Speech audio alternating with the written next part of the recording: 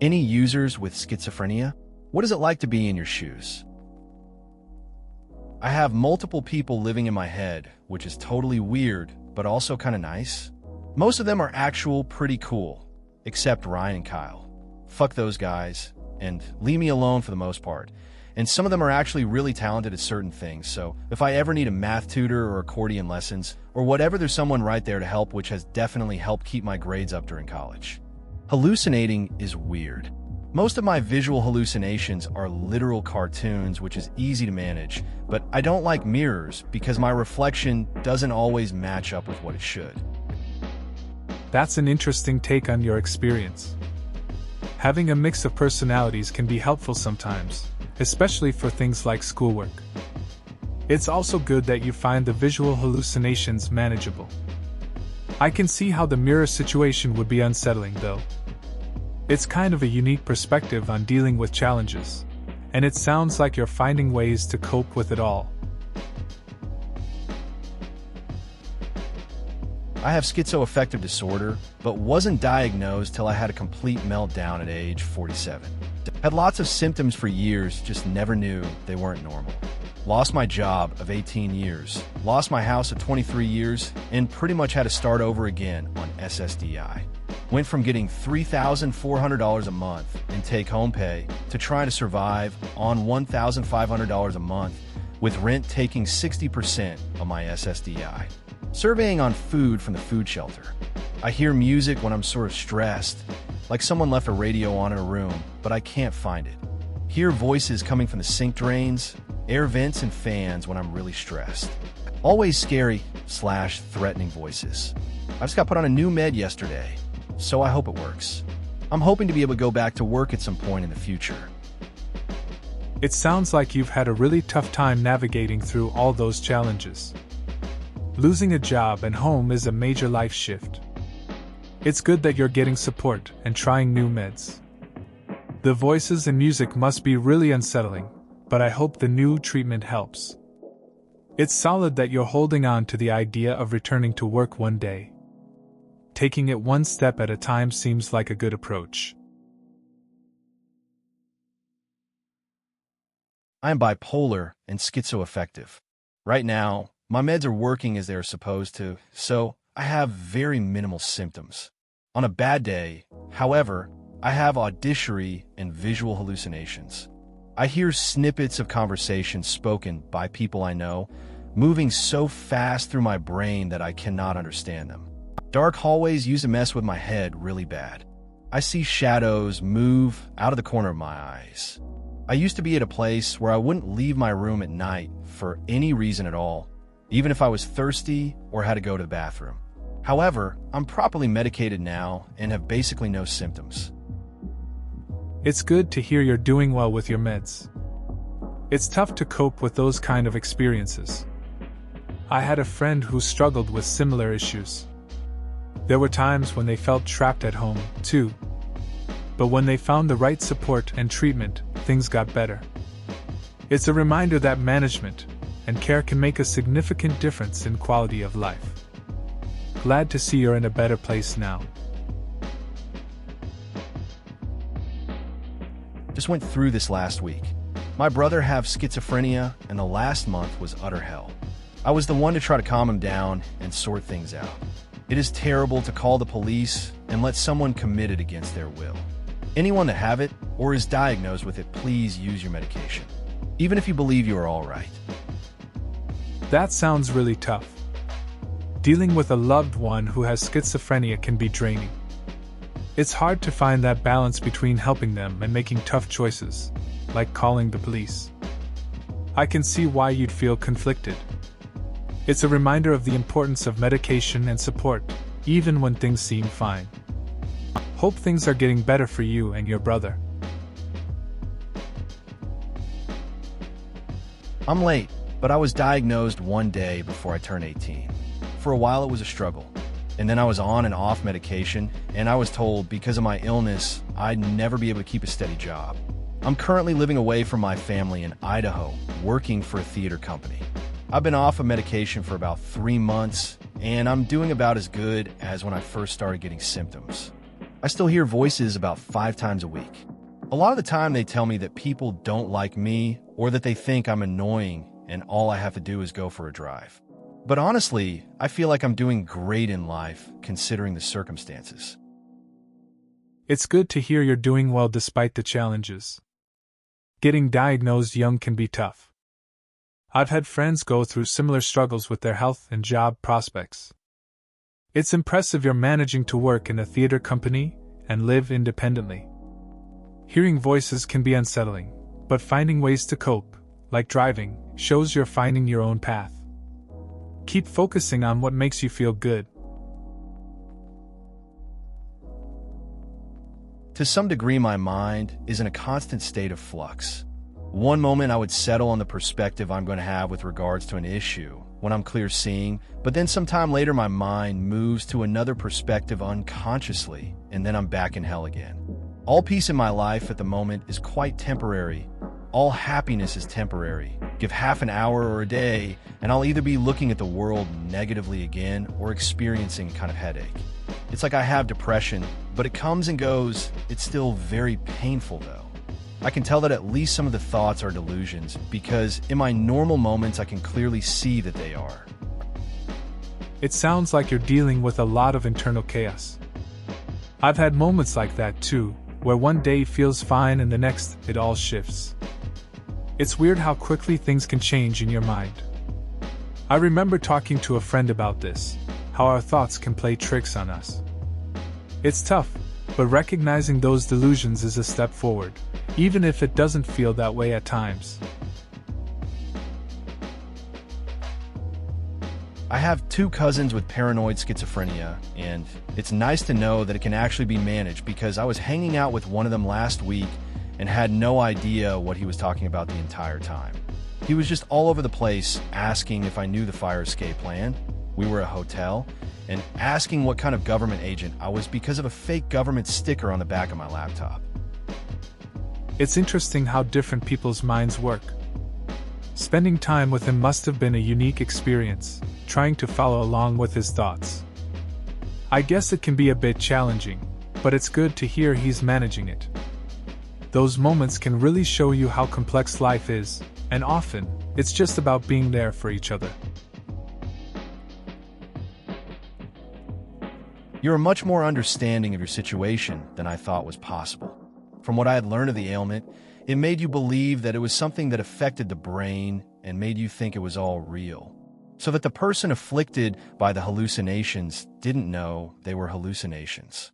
As you have proved, that is incorrect. Maybe I'm confusing it with some other mental illness?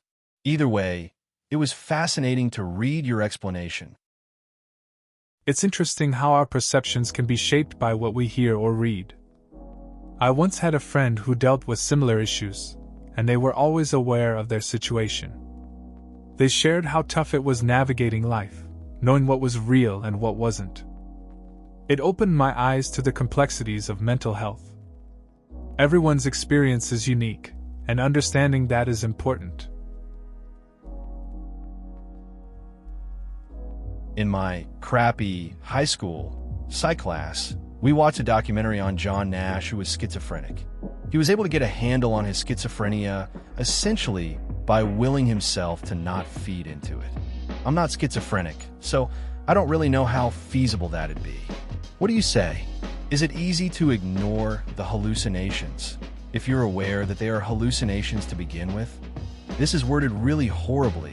I apologize. It's interesting. I think it really varies from person to person. Some might find it easier to distinguish between what's real and what's not, while others struggle a lot. A lot of factors come into play, like support systems and coping mechanisms. Sometimes just being aware doesn't make it easier to ignore.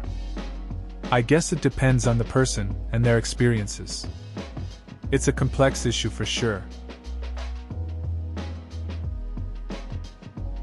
The fact you hear cheering and applause has me worried. I hear applause from time to time and can sometimes hear music and white noise, running water especially. I also hear my name being called a few times a month.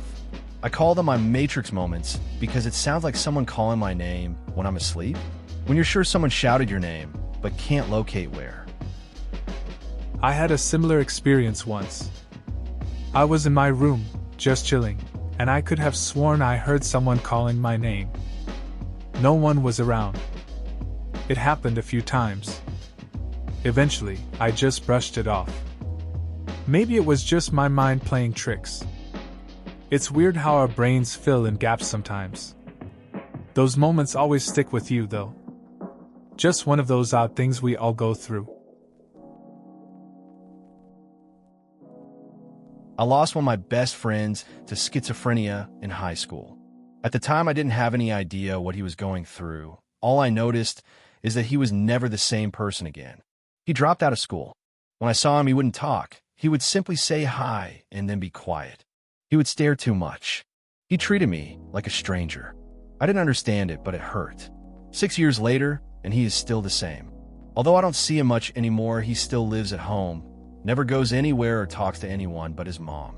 Even when I heard him speak, it's just a short yes or no. I believe he's on medication, but this disease took my friend and turned him into an empty shell of the amazing person he once was, and I miss him. That's a tough story.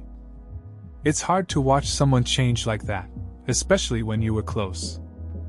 You remember the good times, and then reality hits when you see them distant. It's painful to feel that disconnect. Even after all these years, it sounds like he hasn't really come back.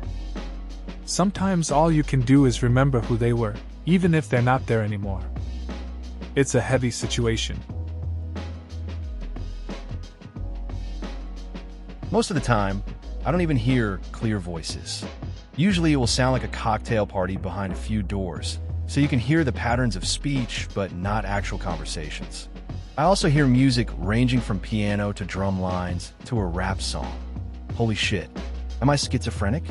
I've been experiencing this, exactly as you described it, for years. It's interesting how similar experiences can connect people. I had a friend who often felt like they were in a crowded room, but alone. They heard bits of conversations and music too. It was unsettling for them at times, but they learned to find peace in the chaos. Sometimes, sharing those feelings with others helped us both understand it better. It's good to know you're not alone in these experiences. I'm bipolar and schizoaffective and on meds. What you were talking about, the cocktail party behind closed doors, is really similar to something I experience. Sometimes, as I lay in bed trying to go to sleep, I hear random snippets of conversation in various people's voices. I never realized that this was not normal. Does anyone else experience this? I get what you mean. I've had moments where I could swear I was hearing conversations too, just random bits. It's kind of unsettling when you realize it's not something everyone goes through. I think a lot of us have those experiences, even if we don't talk about them much. It's good to share and know you're not alone in that kind of thing. This sounds like it could be a sci-fi story, where it turns out schizophrenics are actually people who are caught in between universes or dimensions. Like, imagine you're driving with the radio on, and you start moving out of the range of the station you're listening to, and there's another station on the same frequency nearby, so you kind of pick up both at once. I kind of want to write this now, but it's probably been done. That's an interesting idea. I think it would be cool to explore that feeling of being in between places, like how sometimes you catch a bit of two songs at once. It makes you wonder about perception and reality. I've had moments like that, where I felt disconnected from what was around me. It could lead to some intriguing stories about identity and existence, though. Worth exploring. Thank you for sharing. I know nothing about this, but I'm thinking that if the ritual makes you feel better, surely there is no harm in doing the ritual? But does your therapist feel it aggravates the symptoms? Sort of like giving something attention when it could have been ignored, and it will go away when it is ignored. Sorry, I know it doesn't work like that. Ignoring it won't fix it, but what I'm trying to ask is, if rituals help you, is there any harm in doing them? It's an interesting point. If the ritual provides comfort or relief, it seems harmless. But I guess it's important to balance it with professional guidance. Sometimes, rituals can become a crutch rather than a solution. It's all about what works for the individual, really. If it helps without making things worse, maybe it's fine. Just gotta keep checking in with a therapist to ensure it's still a healthy outlet. Hey, I really appreciate you taking the time to post. It was very insightful. I'm an ERRN and often a patient coming on bad days. It's sometimes difficult to understand, and most do not want to talk about how / what they're feeling. Your post has helped me improve my understanding of what they may be living. Your post wasn't rambling, smiley face, it was very well written. I truly do sympathize with you. Please know you're not a freak. You're strong for sticking to your coping skills and waking up every day willing to try. You seem to have a family you care about, and your insight regarding your illness is inspiring. I hope for many good days for you in the future. Please don't delete your post. It's good to hear stories like this. Sometimes it feels like everyone is going through something tough. I had a friend who was really open about their struggles, and it helped the rest of us understand. We often just assume everyone is okay. The support can make such a difference, even if it's just listening. It's nice when someone's experience can help another person feel less alone. I feel so sorry for all of you who suffer with this disorder. I don't have schizophrenia, but my sister does, and I believe 2 of my other siblings have it, as well, only mildly. I have decided that if I start hearing voices and seeing things that I know for sure aren't there, I'm going to check myself into the nearest mental hospital. When people talk about believing in the paranormal / supernatural / ghosts, etc., I say if I ever start seeing anything like this, I will know for certain that I've lost my damn mind. I hope the best for all of you. Hugs. It's tough dealing with things like this, especially when it hits close to home. I've seen how mental health can affect families. It's good that you have a plan if you ever feel that way.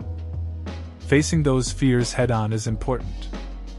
I remember a friend saying something similar about their own experiences. They chose to prioritize their mental well-being, and it helped them a lot. Wishing strength for your sister and everyone affected. Would it help you to know how to distinguish between a real mirror and a piece of one-way glass? I ask because I don't want to make your condition or anything melted, and I have full sympathy for what you feel. I've got a kind of anxiety where I actually check Liblick restroom mirrors and such. It's not destructive. In fact, nobody will know that once done it because it's very simple. I just want to make sure that I'm not fueling the fire before I tell you. Let me know what you prefer. Smiley face. It's interesting how something seems simple to others, but can be a bit complicated for ourselves. Mirrors and glass can mess with your head if you're already anxious. I know a friend who always checks mirrors like that, too. It's like having this weird routine where they need to make sure everything's normal. Honestly, I think it's just part of how we cope with certain feelings. Simple, but kind of personal. That's awesome that you won't have to take an antipsychotic soon. Non-schizo here. Negative symptoms are definitely forgotten sometimes. If I go to grad school, negative symptoms are among my top research interests. I hope eventually research can come up with something to help, even if it's just a bit. Negative symptoms. It's cool to see someone focused on research like that. Negative symptoms don't get enough attention sometimes. Grad school can be tough, but it's good that it's inspiring you to dig deeper into things that matter. Finding solutions in that area could really help people down the line. Thank you for sharing. This is a powerful drawing. It actually overwhelmed me with its non-stopping movement and unease. It made my eyes physically water up, and I have no clue why. I'm intrigued and impressed.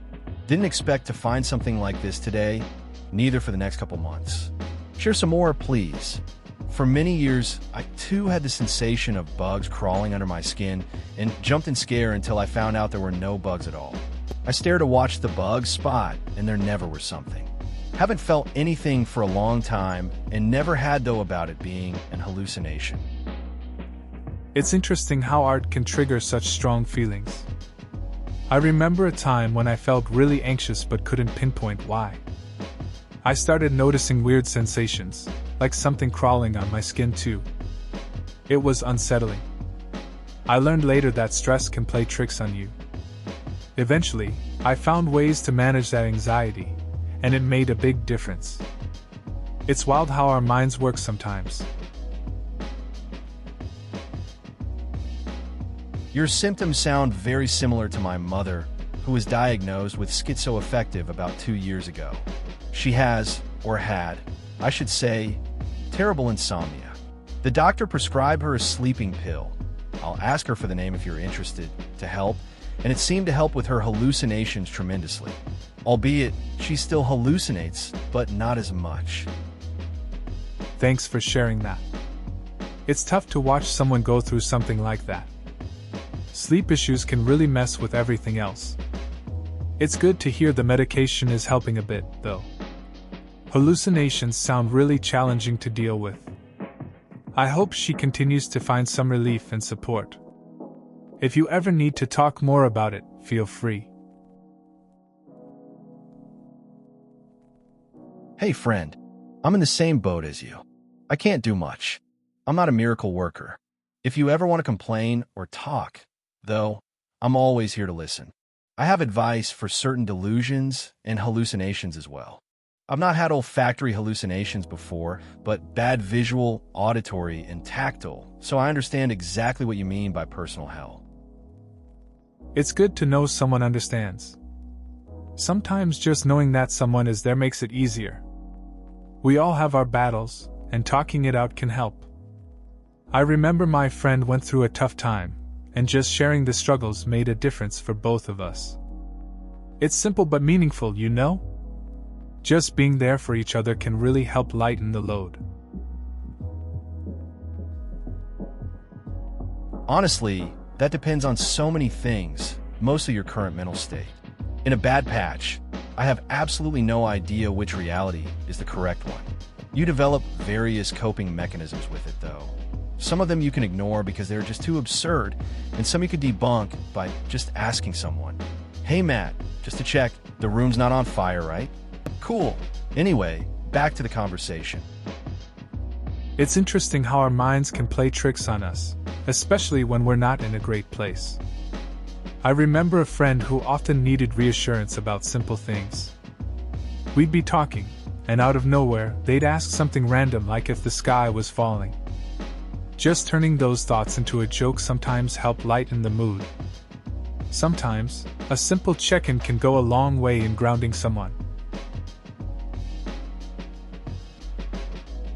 As someone who doesn't know you, I want you to get help. You deserve to get help and to take control of your life. It might be hard, and Toy might feel embarrassed or ashamed or less than, but you're not. You're a person who deserves to live their life and to not lose out on opportunity. It's scary, but you need to do this for you. Just like you would want your closest friend to get that help. Just like you would want anyone who is going through this to get that help. You need to do this for you. I know you can do it, and I'm rooting for you. Love, an internet stranger. It's interesting how someone you don't know can have such an impact. I once had a friend who struggled with feeling down, and it was tough to watch. They took the step to get help, and while it was hard, it changed their life. Sometimes, just a little push from others can make all the difference. It's a reminder that looking after ourselves is key, just like we'd want the best for those we care about. Well, first, let me assure you, this is not a hallucination. My biggest suggestion will be to get help, my friend. You sound like you want to preserve yourself, and a part of you is crying out for help to cope with this situation. Please listen to it. You may feel embarrassed or scared about facing this, but trust me, you're going to appreciate it later in life. Please, for your beautiful mind. That's a tough situation.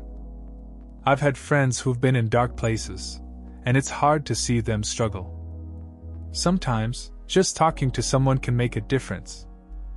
It's important to reach out for help, even if it feels daunting. No one has to go through it alone, and there's support out there.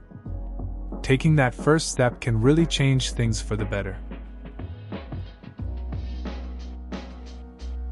Yep, CBT is pretty much just that, looking at your thoughts and thought patterns, examining why they might be causing you stress, and trying to change them, wearing in new grooves for your mental wheels to travel down. For me, CBT was especially good for dealing with my grandfather's voice, because as nasty and vitriolic as he is, ultimately he's part of my brain, and the things he shows me are trying to be useful. I see blood on my hands. I feel like I've hurt someone, whether that's physically or emotionally. I can work out that I'm feeling guilty about a conversation with Jim and need to talk to Jim about it. Blood goes away after a while, and Jim and I are back on good terms. It's interesting how thoughts can dig up old feelings. I remember dealing with guilt over a friend I had an argument with. It was like a weight that wouldn't lift. Talking it out helped clear the air. Just like in your story, recognizing those feelings made it easier to move on. Sometimes you just have to confront what's in your head to find peace with others. Psych grad student here. For schizophrenia, CBT does a few things, always in conjunction with medication. It tries to encourage rational questioning of the delusions and hallucinations, for a start. Then it tries to identify triggers and develop ways of coping with stressful situations so that a relapse is less likely, and so that the patient can get by on a medication dose that isn't too high, as there are some challenging side effects. It's interesting how therapy adapts to different conditions. A friend's sibling went through CBT for anxiety. They found it helped in breaking down thoughts, kind of like taking a step back to see the bigger picture. It wasn't an overnight fix, but over time, they learned what triggered the anxiety and how to handle it better. It's a tough journey, but little improvements can make a difference. Not OP, but I had really experienced really terrible Puro symptoms for quite some time the way you, and to some extent OP describes it. It was like every morning my brain was like, so what family member should we obsessively try to prove is going to die? The compulsive part was trying to ward off dangerous things and keep asking people, are you okay? I can relate to that feeling. There were times when I'd wake up and my mind would fixate on random worries about friends or family. I'd check in on them constantly, almost like I was trying to prevent something bad from happening. It's exhausting, and often hard to explain to others. Eventually, I learned it was about managing the thoughts rather than trying to eliminate them completely. It's a process for sure. From what one of my shrinks said once, I think schizophrenia is when intrusive thoughts start exiting your head and coming from elsewhere. So I think you could draw parallels there. Doesn't run in the family as far as I know, but there have been some pretty bad people sitting in the branches of my family tree. So I don't know. It does make me terrified of having kids, though. Couldn't deal with passing this on to someone. I get what you're saying. Mental health stuff can be really complicated, and it's understandable to worry about those things. Generational patterns can be tough to navigate, especially when it comes to starting a family. It's good to think about these things, but it can also be overwhelming. Just take it one step at a time. Best way I can describe to deal with active hallucinations in the short term is find someone you trust and ask them to tell you which reality is the real one. Go to someone and ask them, is there a guy standing in the corner? They'll say no, and then at least you have an objective opinion where you definitely know what's true and what's not, which is a comfort. In the longer term, CBT has been really helpful for me. It's good to think about why you're getting a particular experience. For example, I see blood on my hands dash, I worry I've hurt someone dash, think back to an argument I had with a friend dash, go to them and discuss it with them dash, sort it out, and feel better about it. All thoughts a person has are based in at least a grain of rational thought. So if you examine why you're having these experiences, you can sort out the root causes of them. Good to hear you're getting someone to help with this soon. This method makes sense. Having someone you trust was crucial when I dealt with confusion too. I remember just asking my friend if they saw something weird. Their answer grounded me. CBT sounds like a solid way to tackle the deeper stuff. Sorting through feelings behind experiences gave me clarity once, similar to your example. It reminds me that understanding the root can really change how we feel. Glad to hear help is on the way. I have had very serious GAD for nearly 14 years, and before I started meds, I had a spell of panic attacks that manifested in the typical way, but one of the symptoms that started was lethologica and grammar, just giving up. My brain would be screaming one thing, and my mouth would just caveman it. Or I'd use the wrong word. I was about 19, and I had a moment where I wanted a towel. I kept saying scone. I started to scream, I need scone, and my mother apparently. I wasn't aware I was saying the word, so I got more and more infuriated when my mom just didn't get it. I'm now 23, and she has never let me forget it. Apparently high stress causes it, and when I'm not medicated. Fuck knows why, but I'm glad someone else described the same sort of thing. It's interesting how stress can mess with our minds. I had a friend who went through something similar. When he was stressed, he'd mix up words too. Once, he asked for a pizza, but ended up saying, pasta. We all laughed about it, but it really frustrated him. It's wild how our brains handle pressure.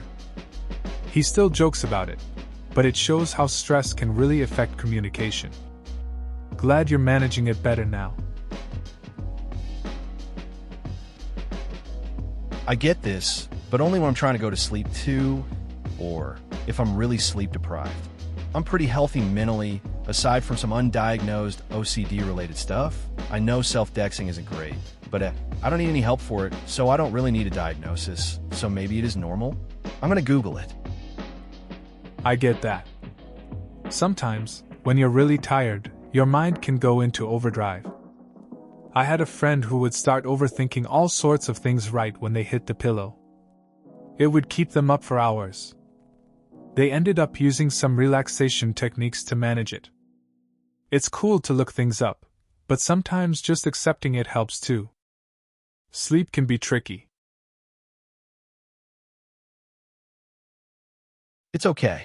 My therapist doesn't want me relying on rituals and delusional behavior to fix my problems. She told me that eventually, if I just try to practice my cope mechanisms, the hallucinations/delusions will seem less and less like a life-threatening situation. And if I keep buying into the rituals, in the back of my mind it will be, I knew it, the ritual worked. It's real, and this is the only way to fix it. Instead of the more healthy, I didn't do the ritual, and everything is still okay. I'm okay. Maybe I don't need it.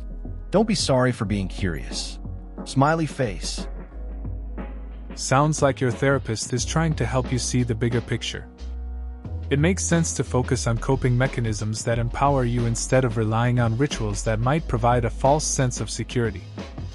It's a tough journey, but realizing that you can be okay without those rituals could bring more freedom and peace. Just take it one step at a time, and it's good to stay curious about your progress. I have blackout curtains that I use. Usually I either ignore him or put down the curtain. I've tried on masks, but I don't like the feeling of being blinded. Edit. If you're asking advice on how to deal with him, that's how I deal with him. He comes and goes as he pleases, and there's nothing you can really do but close the curtain. Usually, I can still feel him out there, but I don't know if he's like a common hallucination or something, but I just wanted to add this. That's an interesting situation. It sounds like you've found your own way to cope with it. Blackout curtains make sense, especially if it helps create some space. Those feelings can be strange to deal with, whether it's a hallucination or something else. Sometimes just accepting it and managing your space is all you can do. Pretty chill way to approach an odd experience. Please consider subscribing if you enjoyed. Love.